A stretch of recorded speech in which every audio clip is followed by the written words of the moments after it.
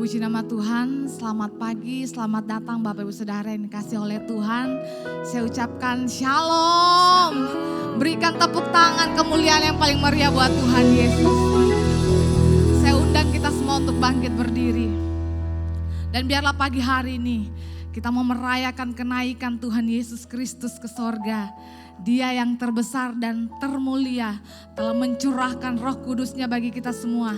Biarlah segenap hati kita pagi hari ini kita mau sama-sama menyerukan, Kau terbesar dan mulia, ajaib semua perbuatanmu. Kau terbesar dan mulia, biarlah semua memujimu. Mari dengan segenap hati kita datang memuji Tuhan di tempat ini.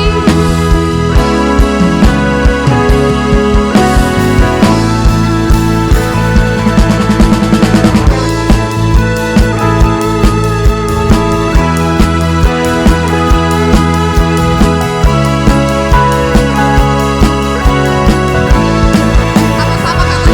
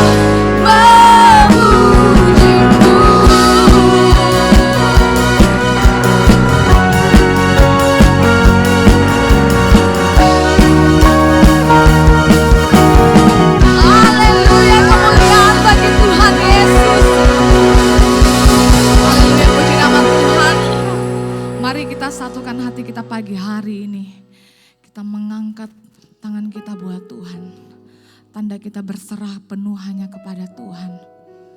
Kembali lagi kami datang di tempat ini Tuhan. Kami merayakan kenaikan Engkau Yesus Kristus Tuhan ke sorga. Tanda bahwa Engkau telah mencurahkan Roh Kudus-Mu bagi setiap kami.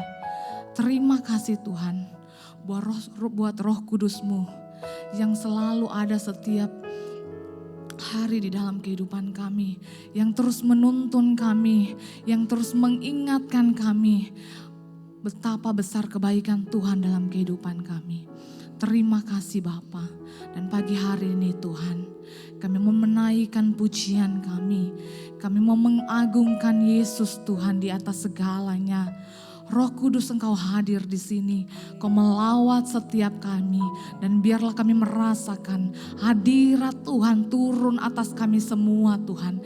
Terima kasih Tuhan Yesus, terpujilah nama-Mu dulu, sekarang, kekal sampai selama-lamanya. Di dalam nama Tuhan Yesus kami berdoa dan mengucap syukur. Haleluya.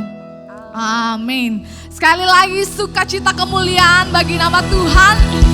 Setiap kita percaya pagi hari ini bahwa Yesus Tuhan adalah satu-satunya penolong kita. Dan Dia berjanji Dia akan kembali untuk mengangkat kita semua. Amin. Sama-sama kita tetap bertepuk tangan buat Tuhan.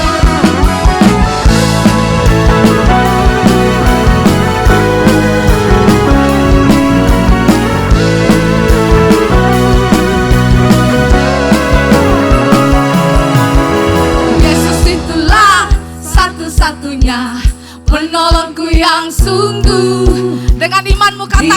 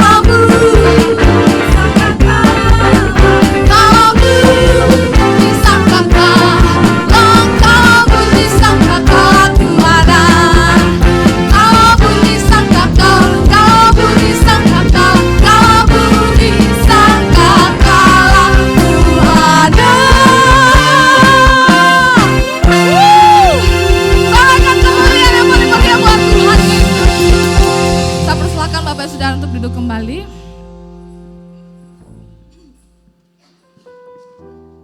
Puji nama Tuhan.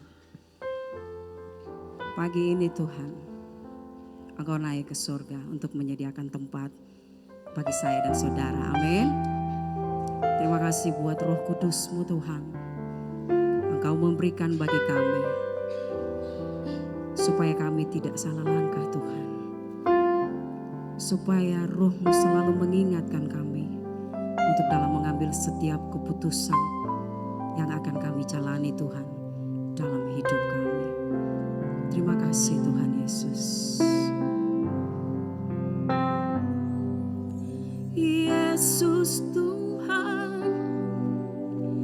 ditinggikan, dimuliakan dan naik ke surga. Dia berikan Roh Kudus yang menguatkan dan menolong selalu. Sungguh ku rindu bersekutu denganmu selamanya.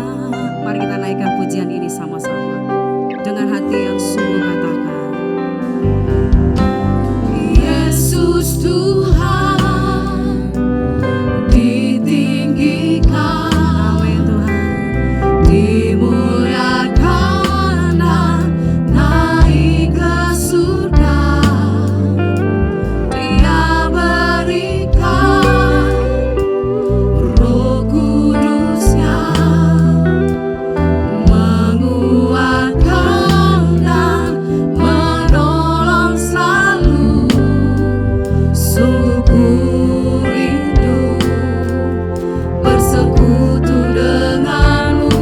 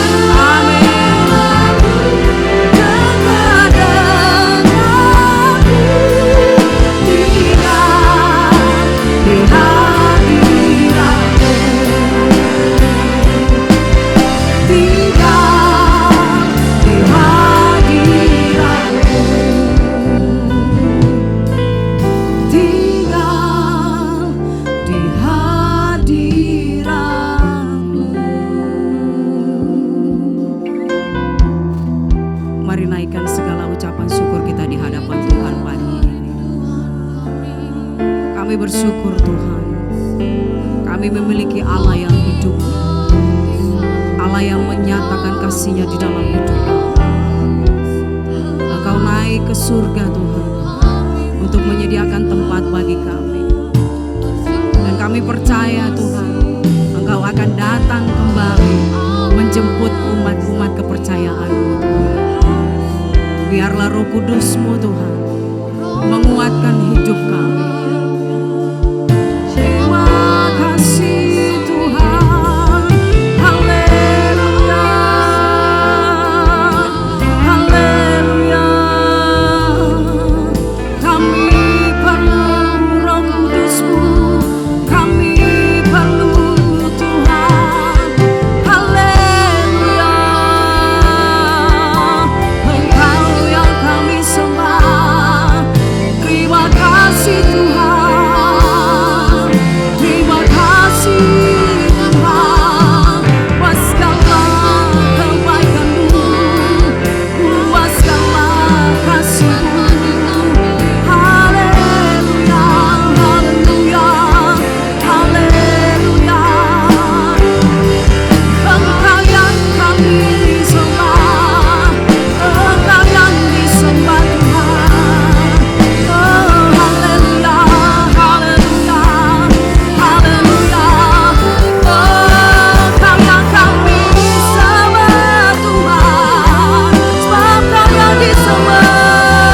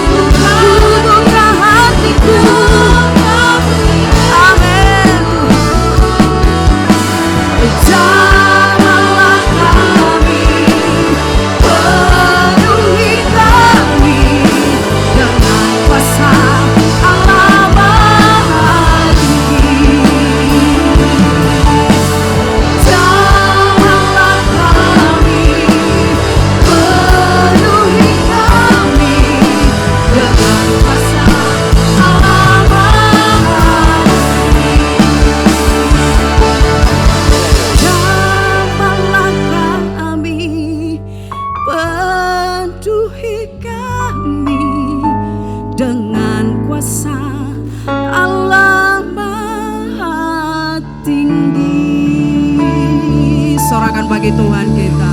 Haleluya. Inilah pengharapan kami Tuhan. Peristiwa Yesus naik ke sorga menjanjikan kami bahwa satu kali kelak nanti dia akan kembali untuk menjemput gerejanya. Ketika trompet itu dibunyikan, tidak ada satupun yang tahu waktu dan kapan hari itu tiba. Tetapi janji Tuhan bahwa ketika trompet itu dibunyikan, maka orang-orang yang mati di dalam Tuhan akan terlebih dahulu diangkat. Dan sesudah itu kami yang masih hidup akan diangkat bersama-sama untuk menyongsong Yesus di angkasa. Itulah pengharapan yang terbesar bagi kami Tuhan. Menandakan bahwa semua apa yang kami lakukan di bumi ini, apa yang kami alami di bumi ini tidak akan pernah sia-sia.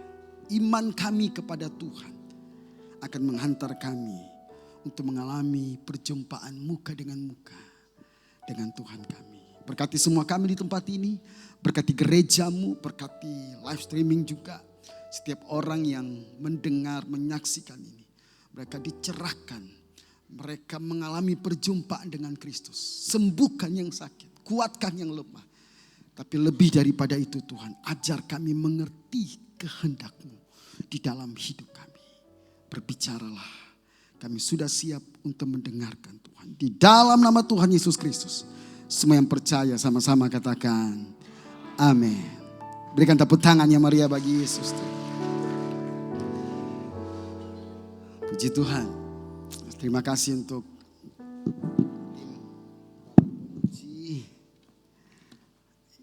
terima kasih.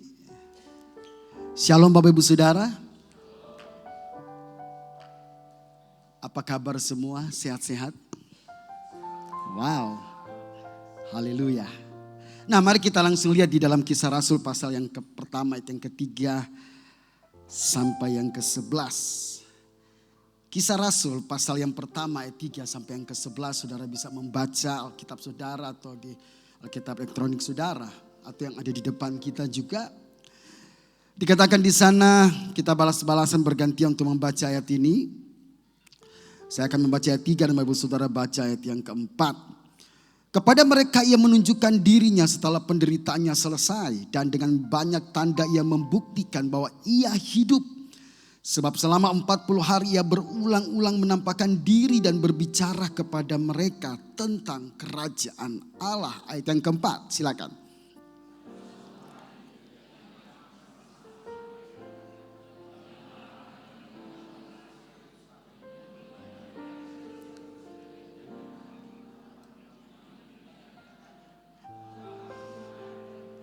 Sebab Yohanes membaptis dengan air, tetapi tidak lama lagi kamu akan dibaptis dengan Roh Kudus.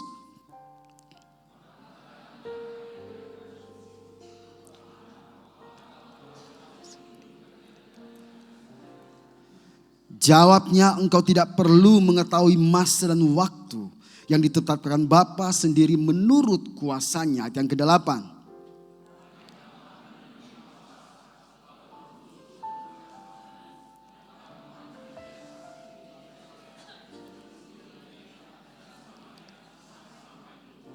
Sesudah ia mengatakan demikian, terangkatlah ia disaksikan oleh mereka. Dan awan menutupnya dari pandangan mereka. Ayat 10.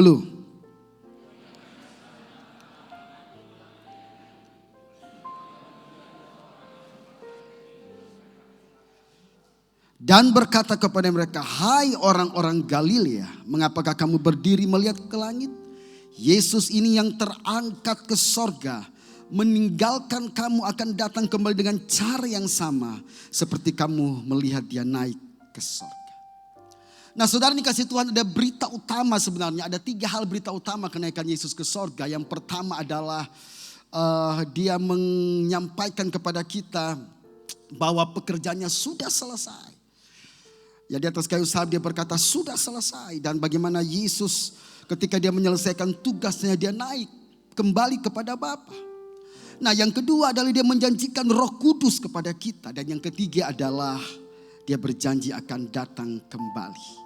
Nah Bapak Ibu Saudara dikasih Tuhan, tentu hari ini setiap umat yang percaya kepada Tuhan merayakan hari kenaikan Tuhan Yesus ke sorga. Ya, dengan naiknya Yesus ke sorga menunjukkan dia adalah Allah, dia adalah Tuhan. Berapa minggu yang lalu saya sudah jelaskan itu. Walaupun ada berapa orang seringkali menyindir kekristenan kita dan berkata Yesus jadi Tuhan. Nanti di tahun 300 adalah pada saat konsili Nisea. Nah padahal Alkitab sudah katakan saudara bahwa menyatakan Yesus sebagai Tuhan itu sudah banyak di Alkitab. Coba tunjukkan ya, agak sedikit menyimpang dari apa yang saya siapkan.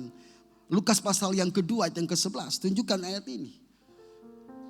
Dan benar-benar dia dari sorga. Dia datang dari sorga. Hari ini telah lahir bagimu juru selamat. Siapa yang katakan ini? Malaikat.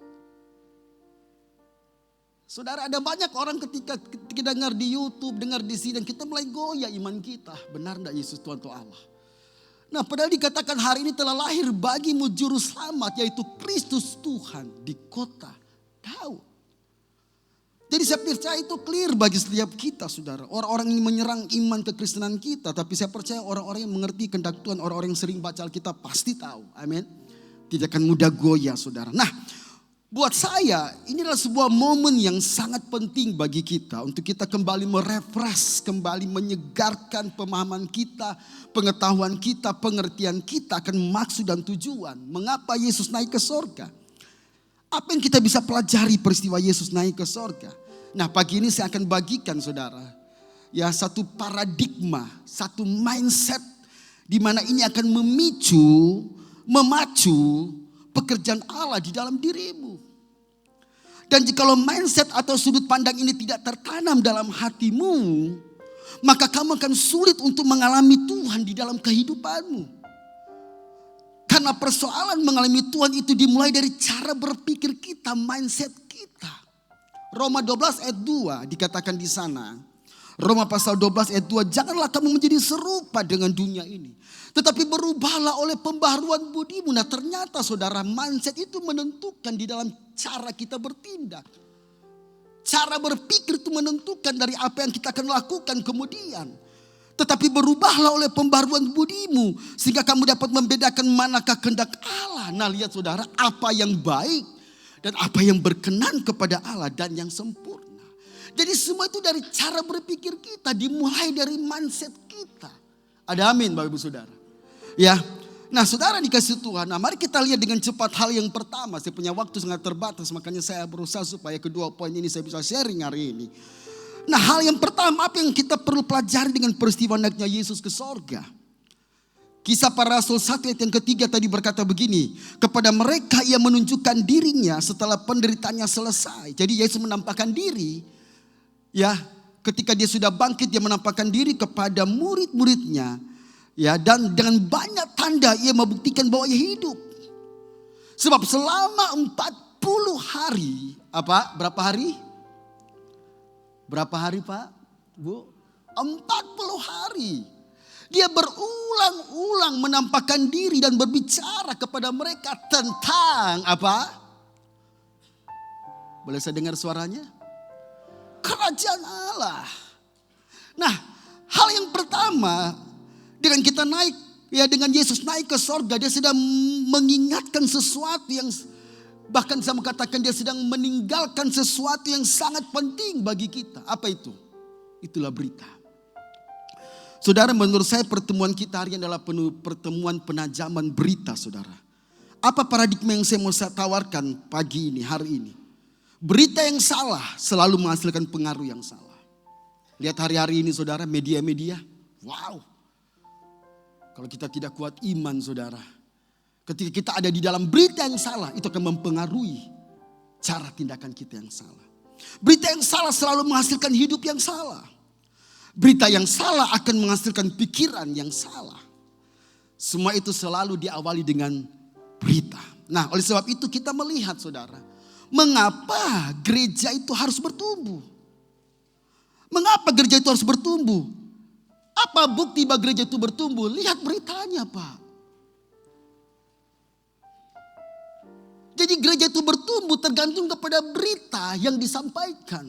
Sebaliknya gereja yang tidak bertumbuh itu juga dipengaruhi oleh beritanya. Saudara, ya berita hari-hari ini yang dijual oleh kebanyakan pendeta tentang bagaimana mereka menjual tentang berkat kesembuhan mujizat. Sekali lagi tema gereja kita besar tentang mujizat, saudara. Saya bukan berarti bahwa saya tidak percaya tentang mujizat. Saya sangat percaya, bahkan saya hidup hari ini karena mujizat Tuhan. Tetapi itu bukan tujuan, saudara. Dan memang berita-berita ini sangat marak digemari dan dicari oleh banyak orang. Saudara dikasih Tuhan, sehingga apa yang terjadi, saudara? Berita sesungguhnya esensi dari apa yang Tuhan mau sampaikan kepada kita. Ada banyak orang tidak paham. Makanya saya mau katakan, saudara, bahwa bicara tentang kenaikan Yesus ke surga tidak bisa lepas dari apa yang dia sudah kerjakan. Apa yang dia sudah lakukan di dalam hidup kita. Mulai dari kelahirannya yang kita kenal sebagai Natal. Kematiannya yang kita seringkali lakukan dengan ibadah Jumat Agung. Kematiannya, kebangkitannya yang kita kenal dengan Hari Paskah. Dan kenaikan Yesus ke surga. Itu satu paket, itu sebuah karya Allah. Proyek Allah di dalam kehidupan manusia. Nah, tujuannya apa? Tujuannya apa, Bapak Saudara? Ada yang mesti ingat apa yang saya pernah bagikan? Mengembalikan kita kepada rancangan yang semula. Menyelamatkan kita dengan tujuan. Mengembalikan kita kepada rancangan yang semula. Yaitu serupa dan segambar dengan Dia. Ada yang berpikir ke surga? Jangan cepat-cepat. Tadi sudah dibilang kan. Dengar Dia panggil nama saya. Sudah siap dipanggil? Tanya di kiri kananmu, sudah siap dipanggil? Jangan nyanyi dong, asal nyanyi. Sudah siap dipanggil enggak? Tuhan datang itu dengan dua cara. Pertama lewat kematian saudara. Itu berarti Tuhan datang dalam hidup saudara. Itu sudah pasti. Persoalan saudara siap atau tidak itu urusan saudara. Yang kedua adalah nanti Dia datang kedua kali. Masalahnya adalah apakah saudara berkatakan ya Tuhan? Itu dia, saudara. Ada banyak orang, jujur saudara, saya banyak mengalami pelayanan ibadah kematian, saudara, di gereja Petra di Makassar, mau dari bayi, anak masih 5 tahun, 10 tahun, 20 tahun, kemarin 26 tahun, sampai yang paling tua, tidak mengenal umur. Persoalannya apakah mereka siap ketika Tuhan panggil, nak pulanglah. Siap gak saudara? Senyum-senyum pagi hari ini. Nah saudara, tentu bicara surga itu hanya akibat. Saya pernah katakan tadi, tujuan kita adalah menjadi serupa dan segambar dengan Kristus. Jangan mimpi surga, Pak. Jangan pernah mimpi surga, Bu, kalau kehidupan kita di bumi ini tidak serupa dengan gambarnya. Makanya saya tidak mau jual Injil itu. Saya tidak mau menjadi pendeta-pendeta yang hanya menjual betapa murahnya Injil itu. Dan kita mulai menganggap remeh. Yang mau datang ke gereja terserahlah. Yang penting kalau Tuhan panggil saya siap. Itu cara berpikir yang salah. Come on. Kekristenan tidak seperti itu. Kekristenan tidak murahan, saudara. Nah, mari kita lihat hari ini, saudara. Makanya saya mau katakan pertumbuhan gereja, bicara gereja bukan gedungnya, tapi bicara hidup kita. Itu tergantung dari berita, Pak. Kalau berita yang kita dengar hanya menjanjikan kesembuhan mujizat, dan pada akhirnya ada sebagian dari keluarga kita tidak mengalami mujizat, apa yang harus kita tanggapi? Kita kecewa? Kita marah kepada Tuhan? No. Betapa dangkalnya iman kita, betapa dangkalnya kekristenan kita. Makanya saya perhadapkan dengan dua hal, iman yang besar dengan iman yang benar. Iman yang besar artinya apa? Melakukan hal-hal memindahkan gunung. Kita mengatakan jika kau imanmu sebesar biji sesawi, engkau memindahkan gunung, persoalan gunung apapun. Tapi iman yang benar adalah sekalipun gunung itu tidak pindah, sekalipun masalah belum tidak tertolong, aku tetap percaya kepada Tuhan. Nah, berita sangat menentukan di dalam kehidupan gereja hari-hari ini. Makanya saya berkhotbah bukan untuk menyenangkan hati manusia. Saya tidak pernah menjual ataupun mensederhanakan apa yang Tuhan katakan. Karena saya pikir kehidupan kita itu menentukan apa yang kita buat di bumi ini. Nah, Yesus katakan ketika Dia datang ke dunia, Dia meninggalkan sebuah pesan. Ketika Dia naik ke sorga, Dia meninggalkan sebuah pesan dan pesannya jelas. Apa itu? Kingdom of God, kerajaan Allah. 40 hari Dia berulang-ulang menampakkan diri kepada mereka untuk menyampaikan tentang kerajaan Allah. Atau Injil kerajaan Allah. Saudara, sebenarnya Injil keselamatan hanya sekali ditulis dalam Efesus pasal 1. Coba tunjukkan itu. Injil keselamatan di dalam Efesus 1 ayat 13. Di sana dikatakan, di dalam Dia kamu juga karena kamu telah mendengar firman kebenaran, yaitu Injil keselamatanmu. Itu hanya sekali disebut di dalam Alkitab. Tetapi Injil kerajaan itu berkali-kali dan berulang-ulang. Nah, apa sih bedanya, saudara? Sebenarnya Injil itu cuma satu ya, menuju kepada Yesus. Tapi pengertiannya begini. Tentu kan kita tidak hanya berputar-putar persoalan selamat. Bahkan gereja hari ini permasalahkan perdebatan soal selamat atau tidak selamat. Antara Calvinis dan Arminian. Sampai hari ini tidak pernah selesai. Yang satu bilang keselamatan tidak bisa hilang, Pak. Yang satu mengatakan keselamatan itu bisa hilang. Kita hanya berputar-putar dalam kondisi seperti itu. Padahal keselamatan itu baru awal dari apa yang Tuhan mau kerjakan dalam hidup kita. Setuju, saudara? Nah, mengapa? Makanya kita harus naik kepada level itu namanya Injil kerajaan. Di mana Dia mempola kita, Dia membentuk kita. Supaya kita menjadi orang-orang yang menghadirkan kerajaan Allah di bumi seperti di sorga. Banyak pendeta mengajarkan supaya jemaat pergi ke sorga. Padahal berita Yesus beda, Pak. Berita Yesus menghadirkan kerajaan Allah di bumi. Makanya jangan cepat-cepat ke sorga. Mau cepat-cepat ke sorga? Saudara, tugas kita belum selesai. Satu pendeta kemarin saya besuk, dia sakit, saudara. Dia kena penyakit. Ya jadi dia kena di ginjal, saudara. Bahkan dia semakin kurus sekali, saudara. Dan saya mengerti, saya tahu karena saya pernah juga mengalami, saudara juga pernah mengalami tentunya dalam kondisi seperti itu. Dan saya katakan begini kepada pendeta itu, Pak, tugasmu belum selesai. Jangan putus asa, jangan menyerah. Saya pun hari ini bisa ada karena saya tahu, karena tugas Tuhan dalam hidup saya. Berapa kali Tuhan mau panggil saya, sudah berapa kali sebenarnya saya harus kembali. Tapi Tuhan masih izinkan sampai hari ini.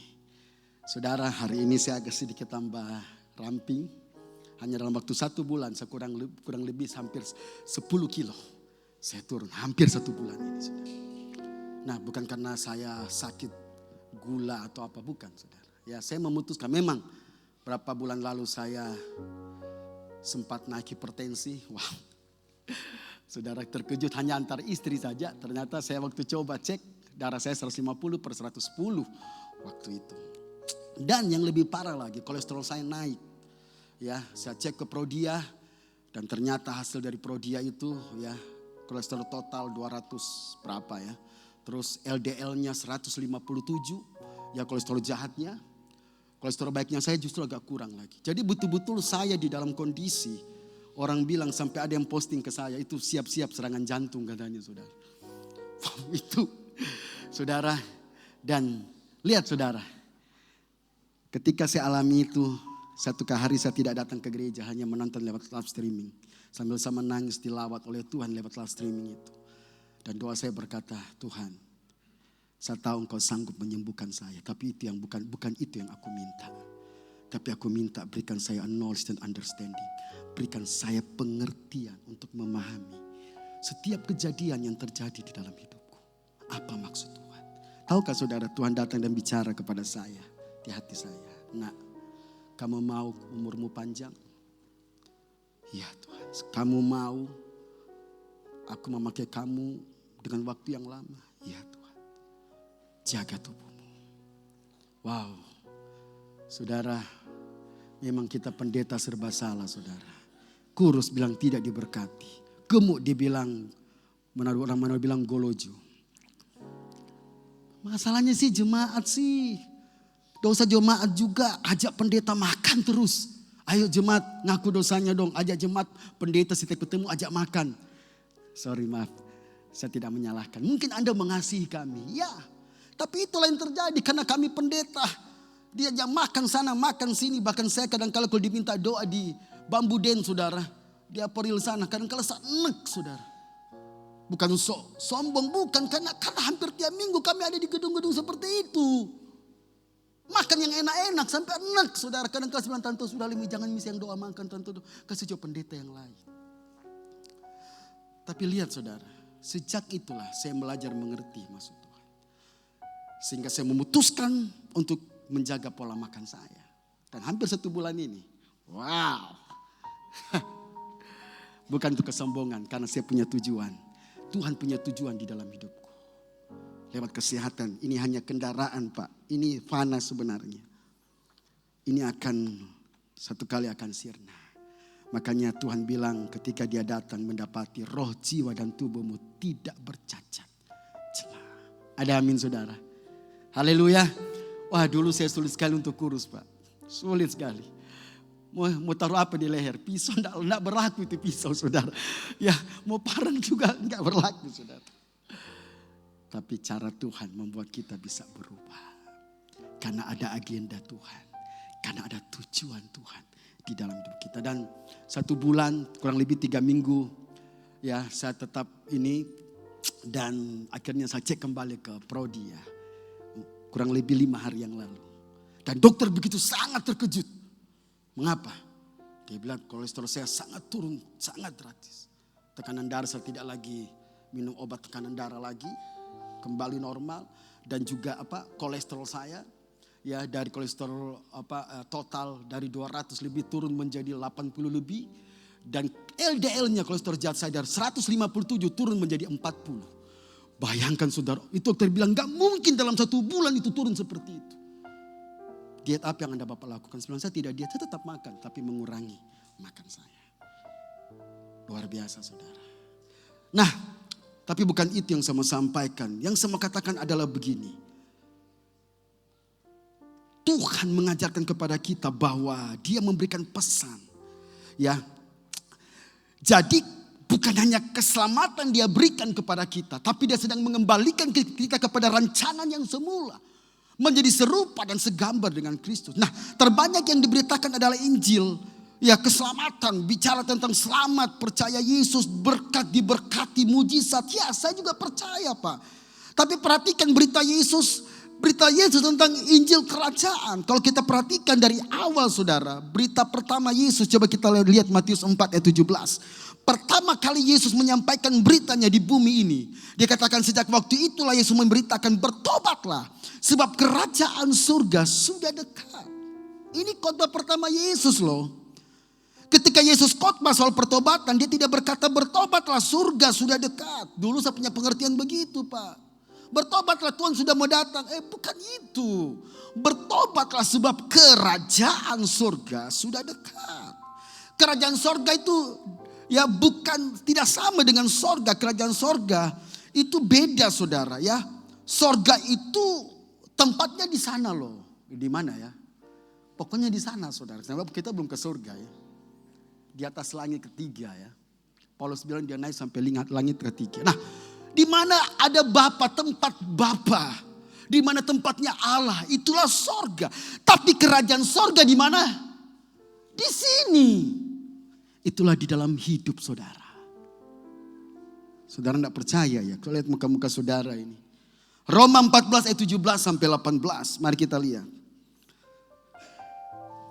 Roma 14 ayat 17 sampai 18. Sebab kerajaan Allah bukan soal makan dan minuman, tetapi soal kebenaran, ya, damai sejahtera dan sukacita oleh Roh Kudus. Jadi kerajaan Allah di mana? Di dalam hidup kita.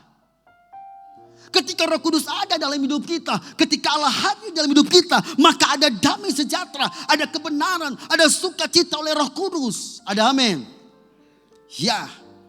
Sekarang beritanya di mana-mana sorga saudara.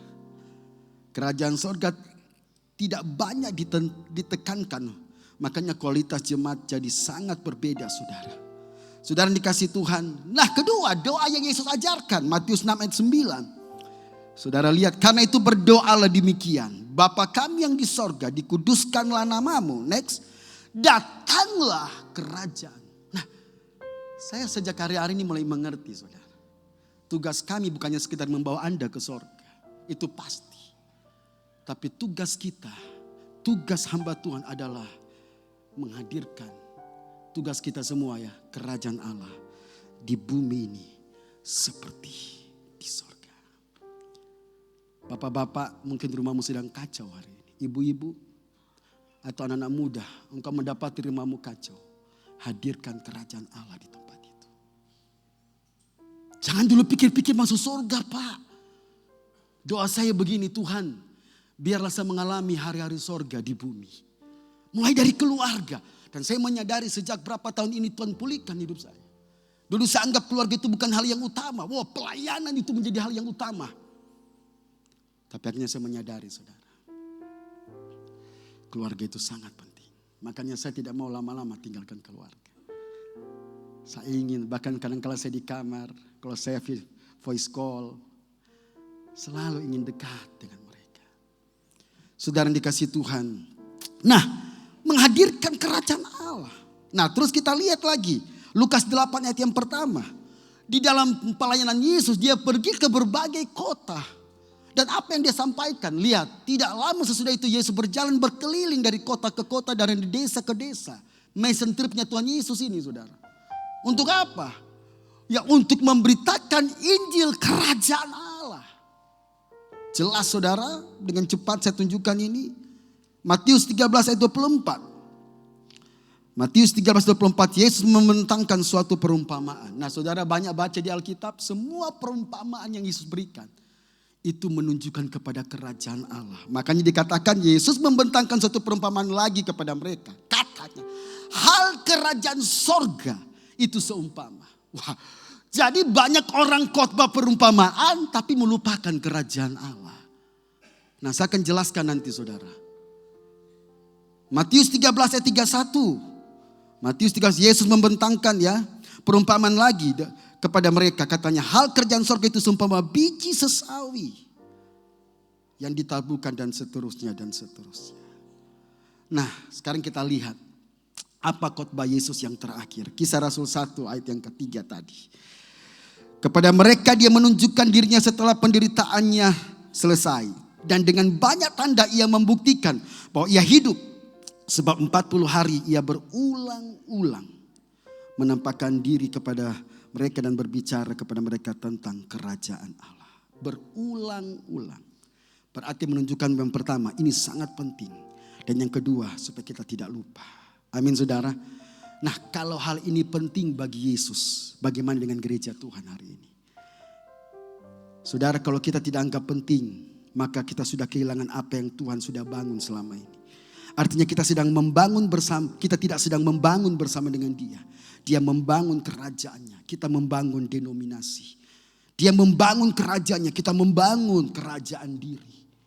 Saudara, saya terlibat dengan satu pergerakan juga hari ini tentang movement. Itu tidak melibatkan gereja, tidak membawa merek ya. Jadi dari berbagai gereja, tapi pelayanan kami tidak membawa bendera ya. Saudara, dan melibatkan hamba-hamba Tuhan, kami menjadi satu untuk melayani Tuhan, meninggikan Tuhan. Ya, jadi saudara, kita harus kembali kepada track yang Tuhan sudah bangun selama ini. Nah, apa itu kerajaan Allah? Saya mungkin pernah singgung di sini, tapi saya ulangi lagi untuk menegaskan kita. Kenapa Yesus berkali-kali membicarakan kerajaan dalam perumpamaan, di dalam doa, di dalam berita-berita yang dia sampaikan ke kota dan ke desa-desa. Apa sih kerajaan Allah itu? Nah, kata kerajaan Allah di awal dari kata kingdom atau berasal dari kata king and dominion, raja atau dominasi. Jadi kata kerajaan atau kingdom itu dalam bahasa Greek atau dalam bahasa asli Alkitab artinya begini, memerintah atau Allah yang berdaulat atas kita. Wow. Saudara, dari sinilah kita mengerti. Makanya ketika dia berkata Yesus, bertobatlah. Sebab kerajaan Allah sudah dekat. Sekali lagi, bukan sorga sudah dekat. Tapi kerajaan Allah artinya apa? Bertobatlah sebab pemerintahan Allah akan datang dalam hidupmu. Sayang saudara, berita pertobatan hari-hari ini dikaitkan dengan dosa. Kamu berdosa, datanglah kepada Yesus. Maka dia mengampuni engkau. Minggu depan dia buat dosa lagi. Pendeta ulang lagi. Saudara yang jauh dari Tuhan, meninggalkan Tuhan. Datanglah kepada Yesus. Tuhan itu maha kasih. Maka dia akan mengampuni engkau. Dia nangis lagi, maju lagi, dan didoakan. Berkali-kali. Kenapa? Saya mau katakan, berita Yesus beda Pak. Berita Yesus pertobatan dikaitkan dengan kerajaan Allah. Bertobatlah sebab ada pemerintahan baru. Di mana raja yang baik, itulah Yesus memerintah di dalam hidupmu. Banyak orang tidak tahu itu. Makanya banyak orang jadi Kristen mau-maunya dia saudara. Mau dengar firman, mau tidak dengar firman. Mau pegang HP, mau fokus tidak. Tuhan mengasihi. Kan begitu kan berita selama ini yang diajarkan. Terlalu murahan saudara.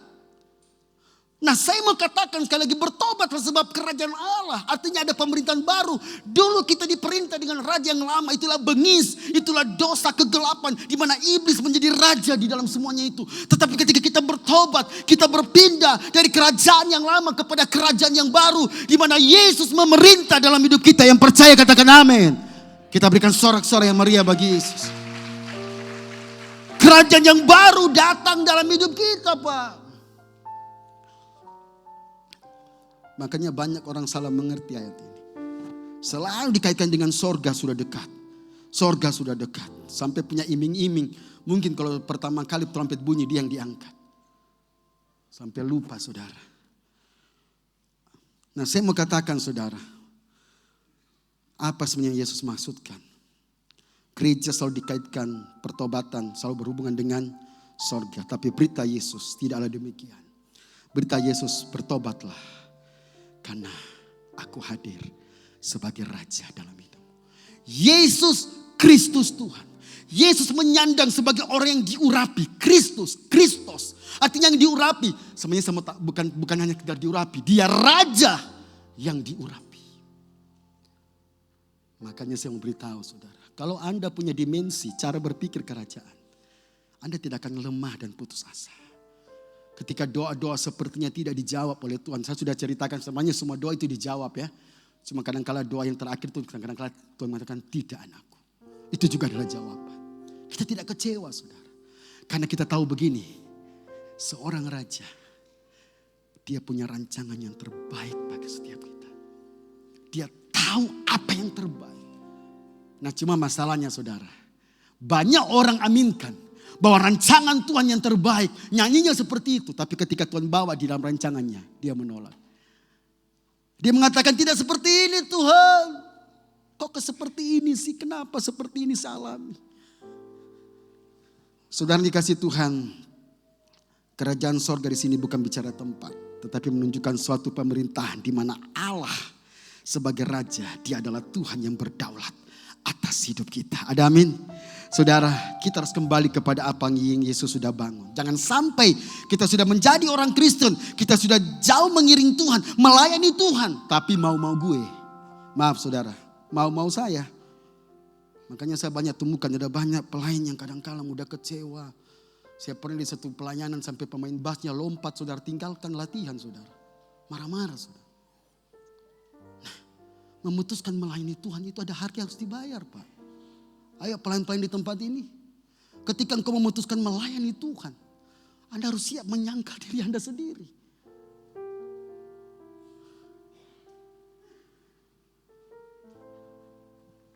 Jangan sampai ini terjadi. Kita sudah sejauh itu berjalan dengan Tuhan. Tapi sebenarnya kita masih kanak-kanak rohani. Mudah tersinggung, mudah marah, mudah kecewa dengan Tuhan. Ini dasar yang sangat keliru. Kenapa? Karena kita tidak mau ada di bawah pemerintahan Allah. Saya menyadari hari ini Tuhan, hidupku ini adalah hidup. Bukan aku tapi Engkau. Engkau sebagai raja atas hidupku. Wow. Saudara, ini yang saya mau sharing yang pertama saudara, dengan cepat saja. Pastikan hari ini.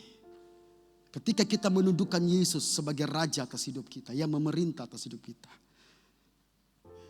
Maka kita harus menghormati kedaulatannya.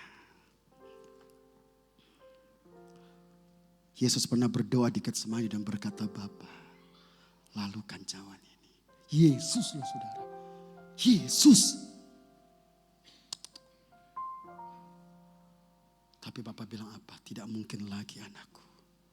Tidak ada cara lain selain penderitaan itu. Yesus memohon, Bapa kalau boleh cawan ini lalu. Tapi bukan kehendakku, melainkan kehendakmu. Saya terbuka, makanya waktu dia ajarkan doa, datanglah kerajaanmu, jadilah kehendakmu. Dan itu Yesus tunjukkan. Ketika dia mengalami penderitaan, dia menghormati kedaulatan Tuhan. Bukan kehendakku Bapa, tapi kehendakmu yang jadi. Orang Kristen zaman sekarang untuk memahami ini sangat sulit, saudara. Kenapa? Karena berita yang diajarkan yang saya katakan tadi terlalu dangkal. Kekristenan yang diajarkan terlalu dangkal. Sehingga ketika mereka berhadapan dengan pilihan Tuhan itu, mereka mudah tinggalkan bahkan menjual Yesus. Saudara yang dikasihi Tuhan, makanya saya mau katakan proses itu yang akan menguji segala sesuatu. Amin.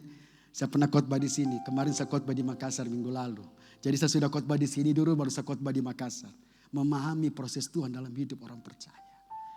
Karena Tuhan punya tujuan dalam hidup kita. Nah, saudara yang dikasihi Tuhan, itu Yesus. Paulus juga seorang rasul yang kaliber seperti Paulus. Dia mengalami duri di dalam daging, saudara. Tapi dia sudah berdoa sampai 3 kali. Tapi Yesus berkata, Tuhan berkata, cukup kasih karunia-Ku bagimu. Wah, saudara. Makanya saudara dikasih Tuhan, itulah cara berpikir kerajaan. Itu tidak mudah, saudara. Ya, itu beda. Hanya sekedar kita percaya Yesus selamat, dikasihi, diampuni. Tapi kalau kita memiliki mindset kerajaan Allah, kita tidak akan mudah menyerah. Ada amin, saudara? Nah, yang kedua dan terakhir, saya akan akhiri di sini. Apa yang kita bisa pelajari dengan peristiwa Yesus naik ke surga? Yang pertama adalah meninggalkan berita, itulah berita yang penting. Sehingga orang diubah cara berpikirnya. Saya pernah katakan di sini bahwa orang datang ke gereja bukan supaya masalah selesai. Orang datang ke gereja supaya mereka memiliki mindset cara berpikir seperti Kristus. Memang ada masalah, memang ada persoalan. Tapi cara berpikirnya berbeda. Dulu ketika dia menghadapi masalah, dia marah, dia kecewa, dia sulit untuk bersyukur. Tapi ketika dia dipola, dia dibentuk dengan firman kerajaan Allah itu. Ketika dia menghadapi masalah, memang ada masalah, tapi cara berpikirnya berubah. Dia bersyukur, dia berterima kasih kepada Tuhan. Itu berbeda, saudara. Wow, saudara. Nah, yang kedua adalah Kisah Rasul 1 ayat yang ke-5 sampai yang ke-8. Tapi kita lompat saja langsung ayat yang ke-7. Ya, karena waktu. Jawabnya, engkau tidak perlu mengetahui masa dan waktu yang ditetapkan Bapa sendiri menurut kuasanya. Tetapi kamu akan menerima kuasa kalau Roh Kudus turun ke atas kamu. Dan kamu akan menjadi saksiku di Yerusalem, di seluruh Yudea dan Samaria dan sampai ke ujung bumi. Nah, perhatikan ini, saya suka kata-kata ini, saudara. Saya juga memperhatikan ini, satu hal yang menyegarkan kembali cara berpikir saya. Nah, berkali-kali saya baca ayat ini, tapi saya diingatkan tadi subuh, saudara. Perhatikan ayat yang ke-8. Tetapi kamu akan menerima kuasa kalau Roh Kudus turun ke atas kamu. Nah, kebanyakan orang pasti mengarah kepada apa? Wow, ketika kuasa turun maka kita akan melakukan perbuatan-perbuatan yang hebat. Saya setuju. Tapi perhatikan baik ayat ini. Sayang sekali pengertian tentang ayat ini begitu sangat dangkal diartikan. Sehingga apa yang terjadi? Sehingga saudara, ada banyak orang Kristen, bahkan tidak sedikit hamba-hamba Tuhan akhirnya hanya mengejar kuasa yang Tuhan berikan. Ada begitu banyak anak-anak Tuhan mengejar kuasa yang Tuhan berikan. Mereka tergoda untuk mempertontonkan kuasa Allah. Tetapi apa yang terjadi? Matius 7 berkata, aku tidak mengenal kamu, hai pembuat kejahatan. Engkau sudah bernubuat, engkau sudah mengusir setan, mengadakan tanda-tanda mujizat. Bukankah itu yang dicari orang Kristen selama ini? Tapi Yesus berkata, nyala daripadaku. Nah, apa yang salah, Pak? Apa yang salah, Bu? Saya pikir ini tidak salah. Tetapi yang salah adalah apa? Orang itu tidak punya buah-buah pertobatan. Anda bisa baca nanti di rumah, Matius 7 ayat mulai dari ayat yang di atasnya. Nanti saudara baca. Persoalan buah. Nah, Allah menolak mereka, saudara. Kenapa? Kadang-kala hamba-hamba Tuhan, kadang-kala banyak anak Tuhan tergoda untuk mempertontonkan. Wah, ini loh anak Tuhan. Sebenarnya saya mau katakan begini, saya percaya juga kok. Yohanes 14 ayat yang kedua, saya sangat yakin itu.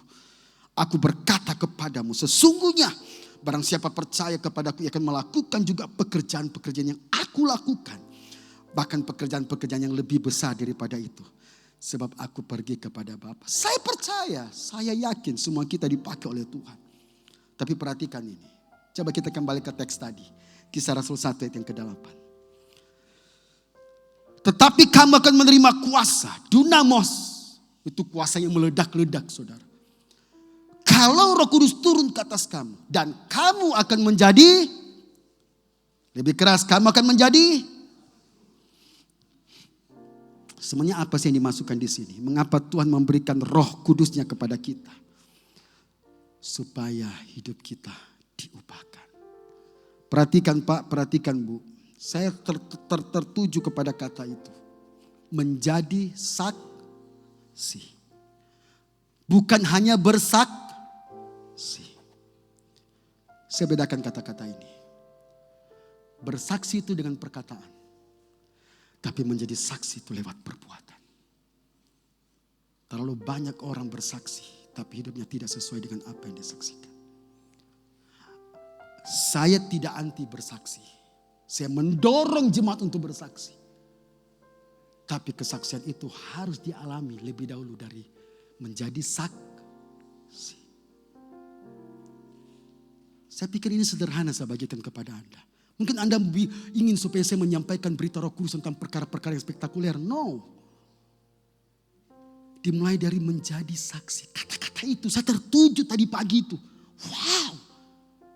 Kita tergoda untuk mempertontonkan kehebatan. Apa saja yang kita bisa buat.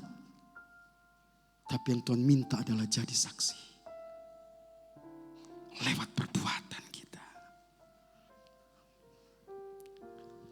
Saudara dikasih Tuhan, di sinilah kita pahami kenapa kita harus dikosongkan hidup kita.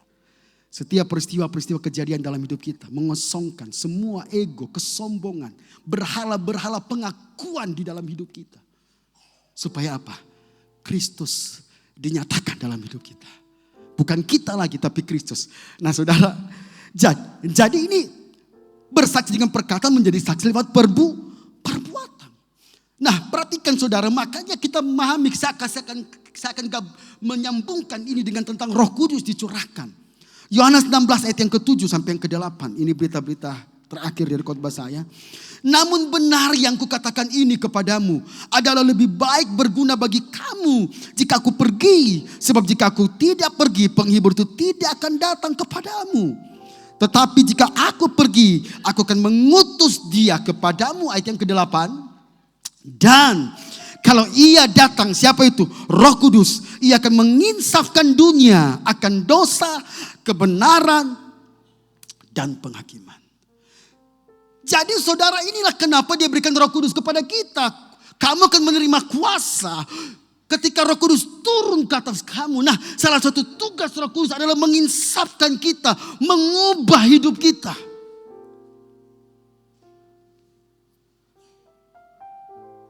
Makanya saudara tahu enggak di doa Yesus? Coba tunjuk Matius 7 ayat 11. Aduh, saya ini sangat ini ya. Coba kalau saudara lihat ayat yang di atasnya, coba mulai dari ayat berapa itu? Mintalah, carilah, ketuklah. Ayat 9. Tentang hal berdoa, Yesus ajarkan. Mintalah, saudara sudah tahu ya. Akhirnya orang lebih fokus. Oh pokoknya minta, cari, ketuklah. Padahal saudara di cerita ini belum ending. Bapa mana ketika anak itu terus. Ayat 8. Setiap orang meminta. Nah ayat 9. Adakah seorang daripadamu yang memberi batu kepada anaknya jika ia minta roti? Terus. Atau memberi ular jika ia meminta ikan? Terus. Jadi jika kamu yang jahat tahu memberi pemberian yang baik kepada anak-anakmu, apalagi Bapamu yang di sorga, ia akan memberikan yang baik. Nah saya mau tanya, apa yang baik di sini? Apa sih di pikiran saudara apa yang baik? Coba saudara jujur dengan pikiran, apa sih yang baik? Coba apa isi jawaban ini? Lukas 11 ayat 13. Lukas 11 ayat 13, cerita yang sama. Jadi jika kamu yang jauh tahu memberikan pemberian yang baik kepada anakmu, apalagi Bapamu yang di sorga, ia akan memberikan Roh Kudus. Nah kaitkan, tujuannya apa? Menginsafkan engkau akan dosa, kebenaran dan penghakiman. Ketika Yesus naik ke sorga, dia sudah melakukan yang terbaik. Dan dia memberi yang terbaik, itulah Roh Kudusnya. Apa artinya kau kaya Pak? Apa artinya kau punya memiliki seisi dunia ini tapi hidupmu tidak diubahkan? Kau tidak disadarkan oleh Tuhan. Binasa semuanya. Saudara, dia memberikan Roh Kudusnya kepada mereka yang meminta kepadanya. Ingat, yang dimasukkan di sini adalah pribadi, bukannya sekedar kuasa. Roh Kudus adalah pribadi.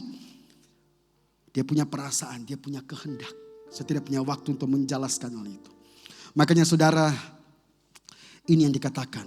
Dan terus Yohanes 14 ayat 16 sampai 17.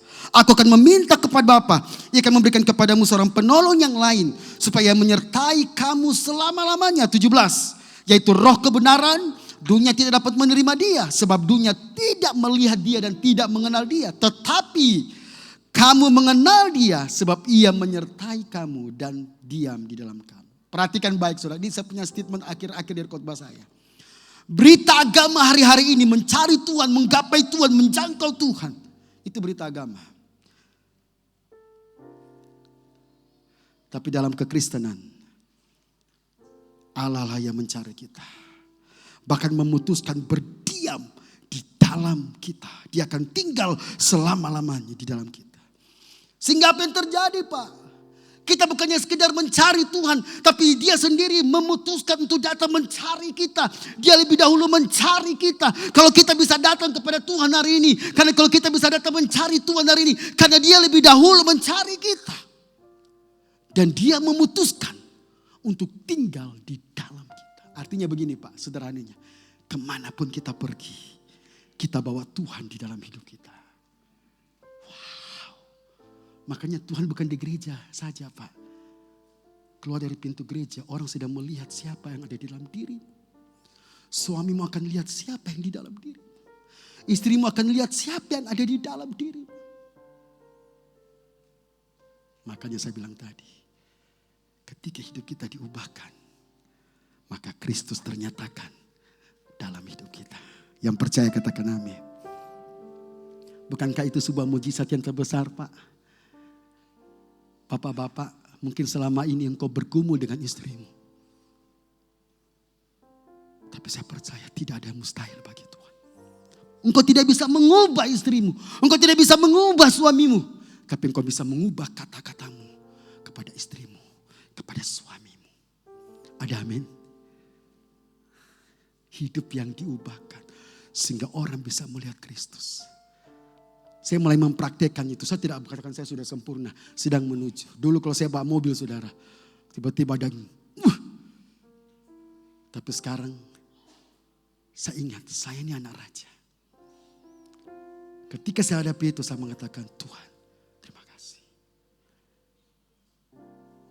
Saya mempertontonkan saya ini bukan anak dunia ini. Karena ada Tuhan di dalam hidup kita. Amin. Ketika istri mulai ya ibu-ibu maaf ya. Memang mereka punya karunia untuk berbicara lebih daripada laki-laki. Saya mempraktikkan juga itu untuk diam dan mendengarkan. Sudah mah? Oke. Sudah boleh bicara? Oke. Baru saya ngomong. Akhirnya terjadilah sayang-sayangan, peluk-pelukan. Dulu. Doh, apalagi kalau laki-laki, bapak-bapak, oh egonya itu. Saudara, tapi puji Tuhan, hanya karena Tuhan yang bisa mengubah kita. Amin. Makanya hari ini berita tentang kuasa adalah kuasa yang mengubah hidup kita jauh lebih indah. Tidak ada yang paling indah bapak-bapak. Jikalau istrimu diubahkan oleh Tuhan, katakan amin bapak-bapak. Tidak ada yang paling indah jikalau ibu-ibu suamimu berubah. Katakan amin ibu-ibu. Jangan keras-keras dong Pak. Saudara dikasih Tuhan, inilah rahasia yang tersembunyi berabad-abad. Paulus katakan, Kristus ada di dalam engkau. Makanya saudara, saya tutup dengan ini. 49 menit, saya tutup dengan ini. Doa Paulus. Saya ingin supaya juga menjadi doa kita. Efesus 1 ayat yang ke-15. Saya tutup dengan ayat ini. Saudara, kebanyakan doa pendeta, doa zaman now. Tuhan berkati saya, sertai saya. Apalagi, semua tentang saya. Ya, tentang berkat. Tapi lihat, doa Paulus ini berbeda sekali. Bahkan saya tidak pernah menemukan doa Paulus berkata tolong ini, tolong itu, enggak. Paulus punya doa sangat berbeda. Karena itu, setelah aku mendengar tentang imanmu dalam Tuhan Yesus dan tentang kasihmu terhadap semua orang kudus jemaat Petra Palu, aku pun tidak berhenti mengucap syukur. Ini doa seorang hamba Tuhan. Karena kamu. Dan aku selalu mengingat kamu dalam doaku. Nah, apa sih doa dari Paulus? Next. Dan meminta kepada Allah Tuhan kita Yesus Kristus, yaitu Bapa yang mulia, itu supaya ia memberikan kepadamu roh hikmah dan wahyu, pengertian dan pengetahuan untuk mengenal Dia dengan benar. Doa saya hari ini, saudara, kalau saja pendeta melihat jemaat itu diberkati, puji Tuhan. Tapi lebih dari itu, bukan hanya diberkati, tapi supaya jemaat itu mengalami Kristus di dalam hidup mereka. Saya berapa bulan yang lalu diajak untuk mendoakan seorang jemaat yang membelikan sebuah mobil Alphard seri terbaru. Pak Pendeta, naik di mobil yang pertama, Pak Pendeta. Pak Pendeta yang pertama. Tapi di akhir selesai itu saya berkata kepada Bapak itu, apa Bapak sering ke gereja? Oh tidak Pak, soalnya saya sibuk. Nah itu yang saya bilang tadi. Jangan coba bayar Tuhan dengan kita menyogok Tuhan, dengan kita berpikir bahwa kita semua kita diberkati. Bisa saja iblis juga memberkati kita. Tapi yang Tuhan minta adalah hidup kita. Hidup yang diubahkan. Ada amin? Itulah harta yang terindah di dalam hidup kita. Inilah firman Tuhan yang saya sharing pagi hari ini, siang hari ini. Ya, 2 poin. Yaitu memiliki prinsip kerajaan. Cara berpikir seperti Kristus. Dan yang kedua, kita diubahkan karena Roh Kudus bekerja di dalam hidup kita. Ada amin? Mari kita bangkit berdiri dan kita datang kepada Tuhan. Biarlah berita-berita ini mengubahkan kehidupan kita. Ini kerinduan kami Tuhan. Lewat kita merayakan hari kenaikan Tuhan Yesus ke sorga. Bukan hanya sekedar perayaan. Tapi benar-benar ada makna tersendiri di dalam hidup kami. Kami semakin hari semakin diubahkan serupa dengan Kristus. Sehingga orang melihat kami bukannya bersaksi, tapi menjadi saksi lewat perbuatan kami. Terima kasih Tuhan. Terima kasih Yesus. Datang Roh Kudus, Kau ku rindu. Dengan minyak yang baru urapiku, mengalir penuhiku, mengalir pulihkanku. Kuasa-Mu bebaskan hidupku. Katakan datang Roh Kudus. Datang Roh Kudus. Kami rindu, lawat kami, pulihkan kami, ubahkan kami. Terima kasih Tuhan, terima kasih. Mengalir penuhiku, mengalir pulihkanku. Kuasa-Mu bebaskan hidupku. Satu yang ku rindu, bersekutu denganmu, bawaku lebih lagi, tinggal di dalammu, nikmati hadiratmu, jamahlah seluruh hidupku. Mengubah hidupku. Satu yang ku rindu, yes. Ubah hati kami, ubah cara pandang kami Tuhan. Kami memiliki mindset kerajaan Allah. Yes, nikmati hadiratmu, jamahlah seluruh hidupku. Urapanmu mengubah. Mari angkat tanganmu, satu yang ku rindu jemaat Tuhan. Tuhan lihat hati kita. Bukan seberapa banyak kita tahu firman itu, tapi seberapa banyak firman itu mengubah hidupmu, kata Tuhan.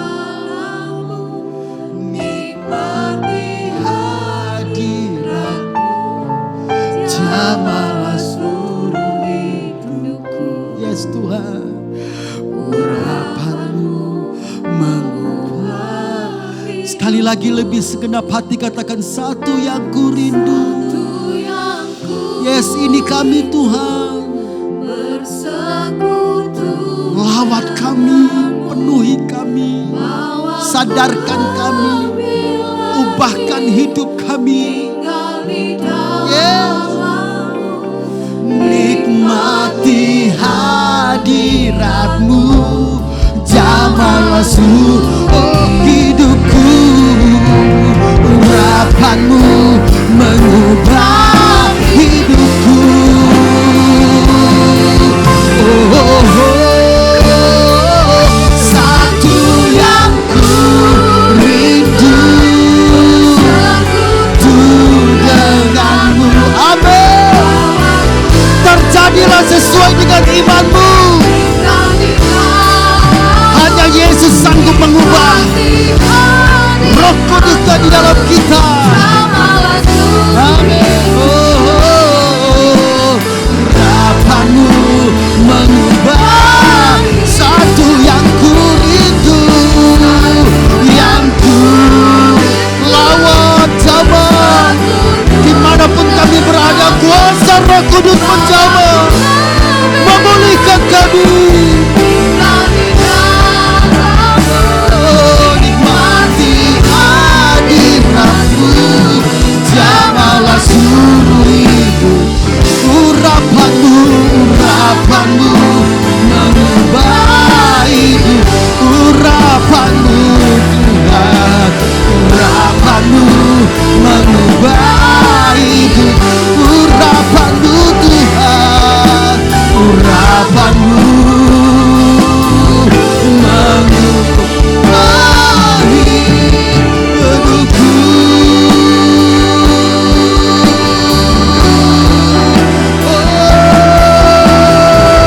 Ini kerinduan kami Tuhan, ubah hati kami. Oh, pulihkan Tuhan. Oh, Roh Kudus, lawat umat-Mu, sadarkan kami, singkapkan mata kami Tuhan, mata rohani kami, jelingkan Tuhan.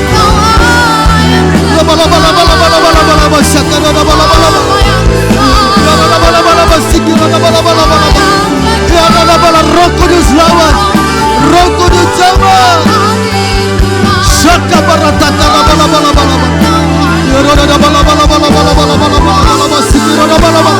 haleluya. Yes Tuhan, Engkau ditinggikan, Engkau dimuliakan.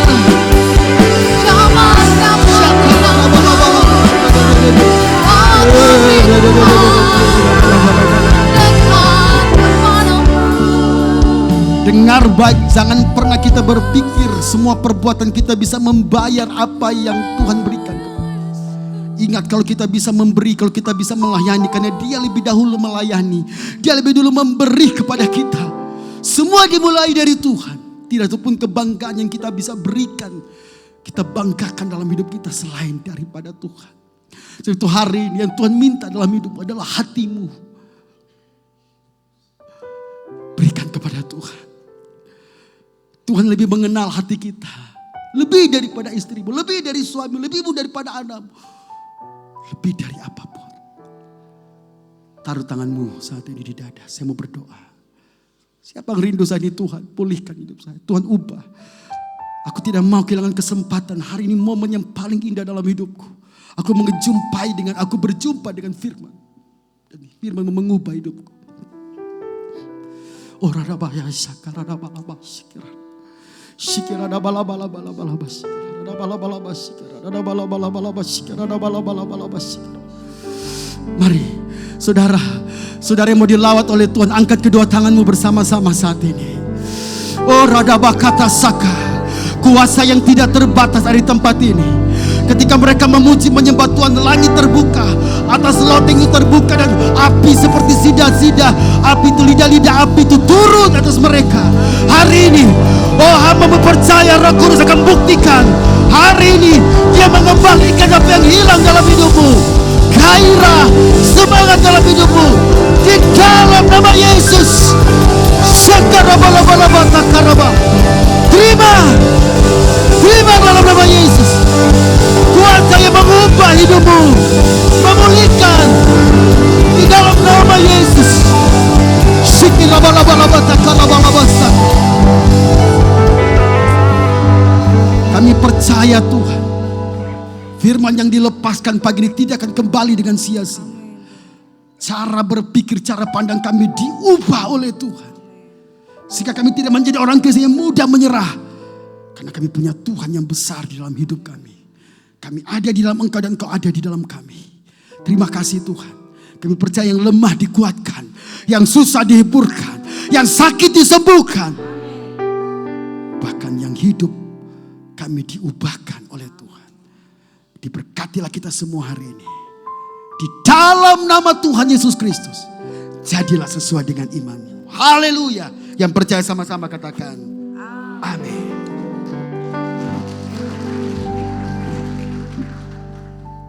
Saya persilahkan Bapak Ibu Saudara untuk duduk kembali. Puji nama Tuhan. Seberapa banyak kita yang diberkati oleh kebenaran firman Tuhan. Lambaikan tangan buat Tuhan. Sekali lagi tepuk tangan yang paling meriah buat Tuhan Yesus. Oke.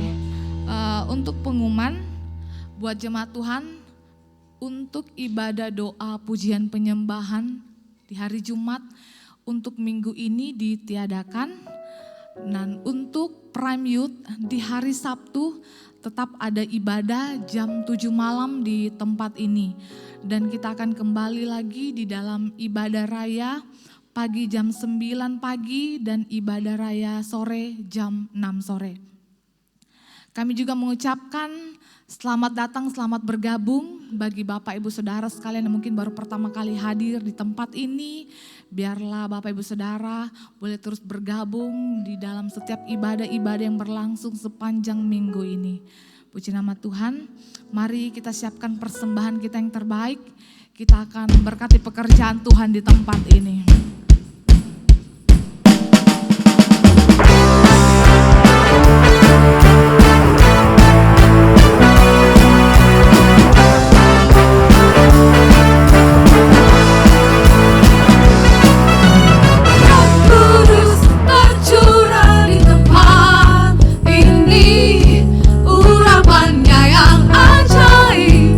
Memulihkan umatnya, Roh Kudus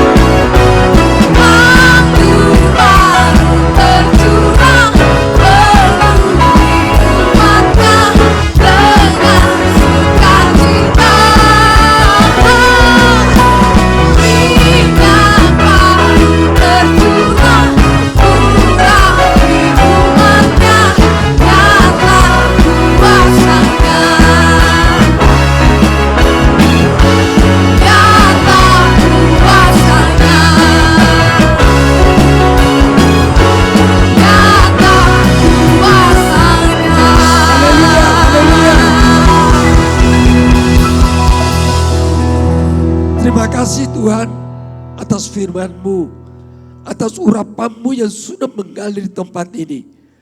Beri umat-Mu kerendahan hati untuk menerima setiap kuasa dari tempat yang maha tinggi. Beri kami kepekaan untuk mendengarkan suara-Mu, agar kami mau taat akan segala perintah-Mu. Kami percaya mujizat-mujizat besar terjadi di kota Palu ini. Berkati seluruh sidang jemaat-Mu, berkati keluarga nikah kami, anak-anak kami, sekolahnya, pelajarannya, jauh dari pergaulan yang bebas, yang jahat. Beri pemuda remaja roh takut akan Kau, sehingga mereka menjauhi kejahatan. Kau berkati juga pekerja usaha sidang jemaat-Mu. Apapun yang mereka kerjakan, usahakan Kau buat berhasil. Dan Kau mengangkat mereka menjadi kepala bukan ekor. Sebentar lagi sidang jemaatku yang kembali ke rumah masing-masing. Kiranya pula adalah saudaraku dengan selamat berkat cinta kasih persekutuan daripada Allah Bapa, Putra dan Roh Kudus. Di dalam nama Tuhan Yesus Kristus mulai hari ini sampai Maranatha, Tuhan Yesus datang kali kedua. Di dalam nama Tuhan Yesus kami sudah berdoa. Yang mengasihi Tuhan katakan amin.